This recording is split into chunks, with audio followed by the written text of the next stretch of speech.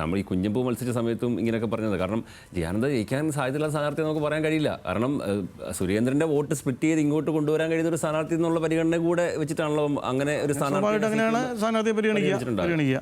ഇപ്പോൾ CPM സംബന്ധിച്ചിടത്തോളം ഇത്തവണ UDF അങ്ങനെ ഒരു സീറ്റ് കയറിപ്പോകുക എന്നുള്ളൊരു അജണ്ടയൊന്നും വെച്ചുകൊണ്ട് സ്വാഭാവികമായും പ്രവർത്തിക്കാൻ സാധിക്കാത്തൊരു സാഹചര്യം ഉണ്ട് എന്നുള്ളത് വാസ്തവമാണ്. കാരണം അധികാരം ലഭിക്കുക എന്നുള്ളതാണ് UDFൻ്റെയും LDFൻ്റെയും അജണ്ട. പക്ഷേ അതേ സമയത്ത് തന്നെ ചില സീറ്റുകളിൽ ചില വിട്ടുവീഴ്ചകളൊക്കെ മുൻകാലങ്ങളിൽ ഉണ്ടായിട്ടുണ്ട്.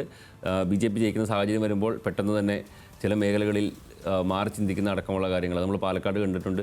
അങ്ങനെയുള്ള സാഹചര്യങ്ങളൊക്കെ UDFനെ സംബന്ധിച്ച് തീർച്ചയായും ഈ ഒരു പ്ലസ് പോയിന്റ് എന്ന് പറയുന്നത് സ്ഥാനാർത്ഥി AK അഷ്റഫ് തന്നെയാണ് എന്നുള്ളതാണ് ഞാൻ വിശ്വസിക്കുന്നത്. അദ്ദേഹത്തിൻ്റെ പ്രവർത്തനങ്ങളും UDFിൻ്റെ നിലപാട് അവിടെ ഉണ്ടെങ്കിൽ അദ്ദേഹത്തിൻ്റെ പ്രവർത്തനങ്ങൾ അതാണ് എടുത്തു പറയേണ്ടത്. അദ്ദേഹം മണ്ഡലവുമായി ബന്ധപ്പെട്ട് നമുക്കറിയുന്ന പോലെ ഈ കന്നഡ സ്വാധീനമുള്ള മണ്ഡലമായതുകൊണ്ട് തന്നെ അദ്ദേഹത്തിന് അവിടുത്തെ ഇപ്പോൾ BJPയുടെ അവിടുത്തെ ചുക്കാൻ പിടിക്കുന്നത് പോലും എങ്ങനെയാണ് കർണാടകയിൽ നിന്നുള്ള RSS സംവിധാനത്തിൽ നിന്നാണ്. അപ്പം അദ്ദേഹത്തിന് സത്യപ്രതിജ്ഞ പോലും കന്നഡയിലാണോ സംശയം?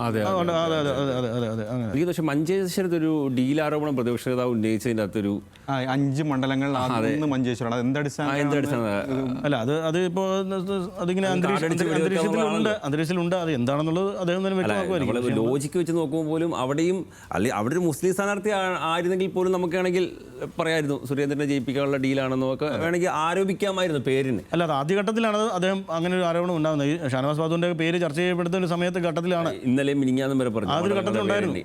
അല്ല, ആദ്യം മഞ്ചേശ്വരത്തിന്റെ കാര്യം പറഞ്ഞു, മറ്റു മണ്ഡലങ്ങളല്ല ഞാൻ പറഞ്ഞത്. നമ്മൾ കഴിഞ്ഞ ദിവസം ചർച്ച ചെയ്താണ് കോന്നി റാന്നിയൊക്കെ.